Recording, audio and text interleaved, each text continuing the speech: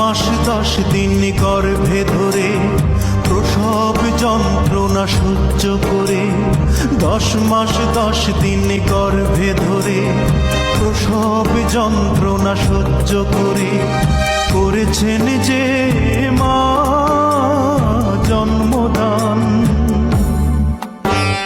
ঘুম পাড়ানি গান শুনিয়ে বুকের রক্ত দুধ বানিয়ে, ঘুম পাড়ানি গান শুনিয়ে বুকের রক্ত দুধ বানিয়ে করিয়েছেন যে মা দুগ্ধ পান।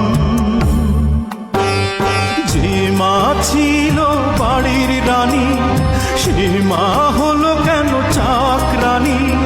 কোন পাষণ্ড করেছে কাজ? হায় আমি কি দেখছি আজ।